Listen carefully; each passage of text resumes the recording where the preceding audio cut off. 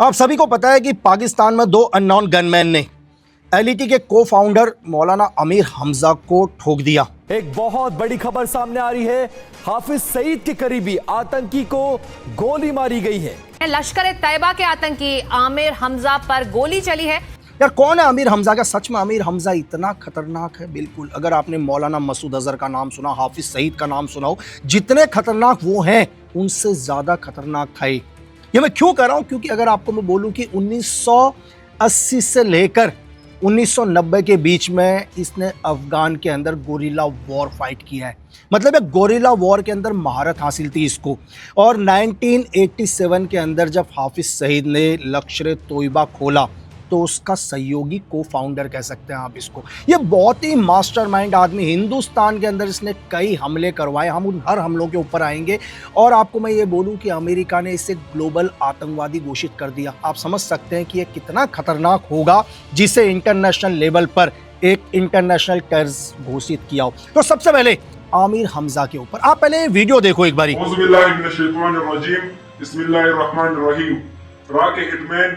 आप पाकिस्तान के खिलाफ बहुत बकवास कर रहे हो। इंशाल्लाह आप 2 महीने में टारगेट हो जाओगे। आपने वीडियो देखा? ये वीडियो है यार 12 तारीख को, मतलब 12 अप्रैल को रात को लगभग 12:30 बजे, यानी कि सुबह हो जाती है 12 बजे के बाद। तो पाकिस्तान के एक ट्विटर से, किसी अननोन ट्विटर से मुझे एक थ्रेट आता है जो आपने अभी देखा। और मैंने अर्ली मॉर्निंग 7 बजे इसका रिप्लाई किया। आप उस रिप्लाई को भी देख सकते हैं एक बारी। तुम्हें 2 महीने का वक्त दिया, मैं तुम्हें 10 दिन के अंदर दिखाऊंगा कि हिंदुस्तान कितना पावरफुल है। ये आपने रिप्लाई देखा। इसमें साफ नजर आ रहा है कि उन्होंने बोला कि तुझे 2 महीने के अंदर हम लोग टारगेट कर देंगे। लेकिन मैंने उनको बोला कि यार आप मुझे टारगेट करोगे, लेकिन कम से कम आप इतनी दूर से एक वीडियो बना रहे हैं, आपके हाथ में आरपीजी नजर आ रही है, मुझे यकीनन आप एक आतंकवादी हो, लेकिन वीडियो बनाते समय भी आपके अंदर इतना खौफ कि आप अपना चेहरा नहीं दिखा रहे। मैंने कहा कि आप अपना चेहरा दिखाओ। तो हमें 2 महीने का वक्त दे रहे हो, हम आपको 10 दिन के अंदर इसका काउंटर करके दिखाएंगे। हम क्यों बोल रहे हैं? क्योंकि हमें हमारी सिक्योरिटी एजेंसीज, हमारी इंटेलिजेंस विंग, हमारे देश के ऊपर भरोसा है। और देख लो, सिर्फ महज 6 ही दिन हुए कि 2 अननोन गनमैन आते हैं और आमिर हमजा को शूट आउट कर देते हैं। अब ये आमिर हमजा, हम इसकी बायोग्राफी के ऊपर आते हैं थोड़ा सा, तो आपको समझ में आ जाएगा कि ये दुनिया के लिए इतना खतरनाक या इतना डेंजर क्यों था कि दुनिया की कोई भी एजेंसी इसे मारना चाहती है या इसे ऊपर पहुंचाना चाहती है। ये हर देश के लिए खतरा है, सिर्फ हिंदुस्तान के लिए ही नहीं। आते हैं हम इसकी बायोग्राफी के ऊपर। आमिर हमजा का जन्म मुंजरावाला पाकिस्तान के अंदर होता है। बचपन से ही ये क्या था, एक जिहादी मानसिकता थी इसकी। मतलब जिहाद को लेके इसने मदरसा के अंदर पढ़ाई करी। वहाँ भी क्या है, वहाँ भी ये जिहाद को ही फॉलो करता था बचपन से ही। और जैसे ये लगभग 16-17 साल का हुआ तो इसने क्या किया, पहली बार मुजाहिदीन ज्वाइन करी। उस टाइम सब आपको पता है कि कोल्ड वॉर चल रहा था, यूएसएसआर का और अफगान का या आप अमेरिका का। तो लगातार मुजाहिदीन बढ़ रहे थे रेड आर्मी के खिलाफ। तो इसने पहली बार क्या किया, अफगान के अंदर इन्हीं मुजाहिदीन को ज्वाइन करा और वहाँ पर इसने गोरिल्ला वॉर की ट्रेनिंग ली। आप सबको बता दूं कि गोरिल्ला वॉर होता क्या है, छापेमार युद्ध होता है। इनका एक मोटो होता है, like a gorilla fight A gorilla. आज भी अगर नॉर्थ ईस्ट के अंदर जो वॉर है, हम उसको गोरिल्ला वॉर ही कह सकते हैं। या छत्तीसगढ़ के अंदर धीरे धीरे जो पनपने की कोशिश करी, जो नक्सलाइट करते हैं, वो भी गोरिल्ला वॉर ही होता है। मतलब क्या करते हैं ये लोग डायरेक्ट वॉर नहीं करते, मतलब आर्मी के साथ या सिक्योरिटी फोर्सेस के साथ या आर्मड फोर्स के साथ डायरेक्ट फाइट नहीं करते। ये लोग क्या करते हैं, छापेमारी युद्ध। मतलब जगह पर आईडी लगा देते हैं या वेट करते हैं सिक्योरिटी फोर्सेस का। सिक्योरिटी फोर्स जैसे ही आता है एकदम से उसके ऊपर अम्बुश करते हैं और सिक्योरिटी फोर्सेस को ज़्यादा से ज़्यादा नुकसान पहुंचाकर वापस चले जाते हैं। यह गोरिल्ला वॉर बहुत डेंजर वॉर है, क्योंकि इनका अम्बुश सिर्फ 1 या 1.5 मिनट के लिए होता है, लेकिन उसमें बहुत ज़्यादा नुकसान होता है सिक्योरिटी फोर्सेस को। और जैसे मैंने आपको बताया कि 1987 के अंदर जब पहली बार एलईटी खोला तो ये एलईटी का को फाउंडर था। इसका एक ही काम था, युवाओं का ब्रेन वॉश करना, नए नए लड़कों को जिहाद के नाम पर भड़काना, एक मानव बम बनाना। बिल्कुल आप सही समझे।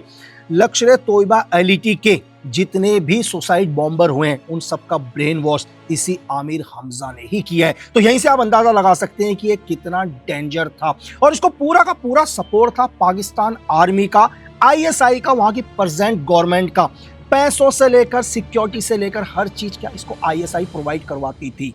ये इतना डेंजर था कि इसने एलईटी के लिए 2 किताबें लिखी शहादतन काफिला दावत, अगर आप उन किताबों को पढ़ लो तो मानवता के लिए नफरत, मतलब कि सिर्फ जिहाद के लिए जियो, जिहाद के लिए ही मरो। अगर तुम लोग जिहाद के लिए मरते हो तो तुम्हें 72 हूरें मिलेंगी जो भी इनकी चलते हैं। और बच्चों को ब्रेन वॉश करना, कितने साल के बच्चों को, आपको शॉकिंग होगा कि 6 साल के बच्चों का ब्रेन वॉश करना, यानी कि 8 साल तक, यानी कि 2 साल के अंदर उनको एक सुसाइड बॉम्बर बना देना, ये इस आमिर हमजा का काम था। और यही नहीं, आमिर हमजा का एक और काम था कि आतंकवादियों के लिए या एलिटी के लिए या दुनिया के इन मुजाहिदीनों के लिए फंड इकट्ठा करना, पैसा इकट्ठा करना, धर्म के नाम पर, जिहाद के नाम पर, देशभक्ति के नाम पर ये आतंकवादियों के लिए क्या करता था, फंड इकट्ठा करता था। और फंड इकट्ठा नहीं करता था, जब भी कोई आतंकवादी किसी देश की सिक्योरिटी फोर्सेस के हाथों पकड़ी जाती या उन्हें गिरफ्तार कर लिया जाता तो इसका एक और काम था, उन्हें छुड़ाना। अब मेन आता है कैसे छुड़ाना, वो बहुत इंपॉर्टेंट चीज।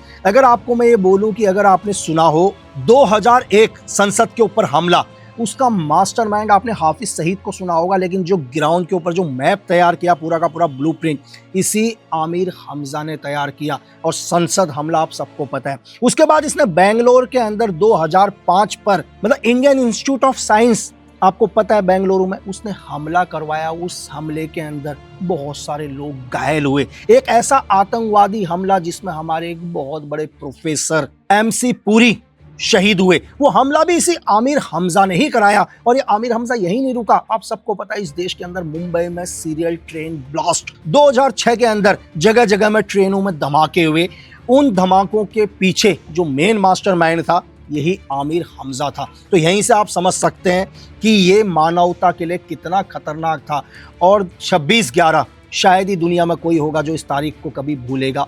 हिंदुस्तान के लिए एक ब्लैक डे। ताज पर अटैक, पाकिस्तान से जो भी आतंकवादी हिंदुस्तान के अंदर आए उन सब का ब्रेन वॉश करने वाला यही आमिर हमजा था, जिसने हिंदुस्तान को 2008 में दहलाया। और इन्हीं सबको देखते हुए इसे 2012 के अंदर अमेरिका ने, US ने एक इंटरनेशनल ग्लोबल टेररिस्ट घोषित किया। तो आप समझ सकते हैं कि आमिर हमजा एक आम आतंकवादी नहीं था, ये क्या था, एक ग्लोबल आतंकवादी था। ये रिकॉर्ड तो मैं वो आपको बता रहा हूँ जो हमारे रिकॉर्ड पर हैं। इसने कई देशों के अंदर और आतंकवादी हमले कराए, कई देशों के अंदर इसके ट्रेनिंग कैंप चलते थे जिहाद के नाम पर। ये सिर्फ बच्चों को ही नहीं, महिलाओं को भी क्या करता था, सुसाइड बॉम्बर बनाता था। और इसका एक सबसे खतरनाक काम जिससे जानकर आप शौक होगा, इसने पाकिस्तान के अंदर अपने ही मस्जिद पर धमाका करवाया। और उसका ब्लेम किसके ऊपर लगवाया, उसका ब्लेम लगाया बलोच के ऊपर, उसका ब्लेम लगाया इसने तहरे तालिबान के ऊपर।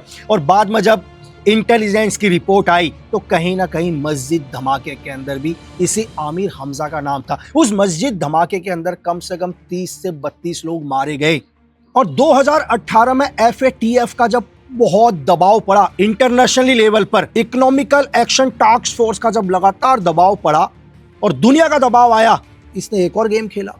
इसने पता है क्या किया, इसने एक नया संगठन खोल लिया ताकि ये FATF और इंटरनेशनल लेवल पर दुनिया की नजरों में ना आए। और उस संगठन का नाम था जैसे मन का। सेम जो एलिटी काम करता है वही जैसे मन का भी काम करता है, फर्क कुछ नहीं है, बस नाम बदल दिया। इस संगठन का ज्यादा काम हमारे हिंदुस्तान के अंदर, JNK के अंदर जितने ज्यादा हो सके आतंकवादी घटनाएं करना, बॉर्डर से नए नए लड़कों को अंदर भेजना, या जम्मू कश्मीर के भोले भाले लड़कों को जिहाद के नाम पर उकसाना, उनके हाथ में हथियार पकड़ाना और अपने ही लोगों को किलिंग करवाना। ये काम था इस आमिर हमजा का, जो आपको एक बूढ़ा सा आदमी दाढ़ी में नजर आ रहा है। अगर आप उसकी मानसिकता सोचोगे, उसके दिमाग को पढ़ने की कोशिश करोगे तो आपको एक कभी भी बिन लादेन से कम नहीं लगेगा। और ऐसा नहीं है कि हमारी एजेंसीज RNW या IB या MI इसको ट्रैक नहीं कर रही थी, इसको लगातार फॉलो किया जा रहा था। और 2025 21 मई के ऊपर भी इसके ऊपर एक हमला किया गया। जैसे ही अपने घर से बाहर निकला, अननोन गनमैन ने इसको शूट आउट किया, लेकिन इसकी किस्मत बहुत अच्छी थी उस वक्त कि इसको 2 गोलियां लगी पीठ पर। और ISI ने इसको इमरजेंसी क्या किया, मिलिट्री हॉस्पिटल में एडमिट किया, एक बड़ी डॉक्टरों की टीम लगाई और ये बच गया। और कल आप सबको पता है, यानी कि 16 तारीख को, जब ये 24 SD न्यूज़, एक लोकल न्यूज़ चैनल है, वहाँ से एक रिकॉर्डिंग करके बाहर निकल रहा था। जैसे ये निकला, निकलने के बाद लाहौर में एक हमदर्द चौराहा है, बहुत भीड़ भाड़ वाला एरिया, जैसे ही एक गाड़ी के पास इसकी गाड़ी धीरे होती है तो पहले से ही दो अननोन गनमैन जिन्होंने क्या कर रखा था, बुर्खा पहना हुआ था, वो नजदीक से इसकी गाड़ी के पास आते हैं और जिस साइड से आमिर हमजा बैठा हुआ था, पहला अननोन गनमैन 3 राउंड फायर मारता है और पीछे से एक दूसरा अननोन गनमैन आता है, चौथा राउंड वो भी फायर मारता है। और मैं आपको बताऊं कि उस गाड़ी के अंदर पाकिस्तान लाहौर हाई कोर्ट के एक रिटायर्ड जज भी बैठे हुए थे। आईएसआई ने ये बात किसी को नहीं बताई, इस बात को दबाने की कोशिश करी। जज साहब का नाम था मोहम्मद गाजी और मैं आपको ये बताऊं कि मोहम्मद गाजी भी इस हमले में घायल हुए, लेकिन वहाँ की कोई भी मीडिया या कोई भी इंटेल इस बारे में बात नहीं करना चाहता, क्योंकि आईएसआई का पूरा दबाव आपको पता है, या पाकिस्तान मिलिट्री का पूरा का दबाव वहाँ की मीडिया, वहाँ के लोगों के ऊपर है। और इसको नज़दीक में एक मियो हॉस्पिटल है, वहाँ से 4.8 किलोमीटर दूर, वहाँ जाके एडमिट किया गया। लेकिन इंटेल कहते हैं कि ये मर चुका है। लेकिन इस टाइम क्या है, आप सबको पता है कि पाकिस्तान के field marshal Asim Munir Iran के दौरे पर गए हुए हैं, वो ईरान के दौरे पर हैं। अगर एकदम से आमिर हमजा की मौत की खबर पाकिस्तान के अंदर आती है, एलईटी के अंदर आती है, तो पाकिस्तान के एलईटी या वहाँ के आतंकवादियों के मॉरल के ऊपर बहुत बड़ा असर पड़ता है। तो आईएसआई का काम क्या है कि अभी इस बात को धीरे धीरे दबाओ, उनको बोलो कि उनकी हालत बहुत क्रिटिकल है और वो जल्दी सही हो जाएंगे। अब 2-3 दिन के बाद बोलेंगे न्यूज़ में कि आमिर हमजा मारे गए, तो आप ये समझ सकते हैं कि ऐसा नहीं है कि दुनिया में हमारी एजेंसीज किसी भी आतंकवादी को भूल जाते, नहीं, थोड़ा सा वक्त लगता है। क्योंकि जिन आतंकवादियों को सोचो कि पाकिस्तान की आर्मी, वहाँ की आईएसआई, वहाँ की पूरी गवर्नमेंट का सपोर्ट है, तो उन्हें मारने में थोड़ा सा तो वक्त लगेगा। लेकिन मैंने आपसे हमेशा एक चीज़ बोली कि हिंदुस्तान ने एक वादा किया है कि अगर दुनिया में तुम कहीं भी रहो, किसी भी मुल्क में, किसी भी जाति, किसी भी धर्म के होंगे, अगर तुमने हमारे देश को कभी भी थ्रेट पहुँचाने की कोशिश करी या करी होगी, तो तुम कभी भी अपनी कुदरती मौत नहीं मरोगी। थैंक यू, जय हिंद। क्योंकि मैं आपसे हमेशा कहता हूँ, देश प्रेम से बड़ा दुनिया में कोई धर्म नहीं।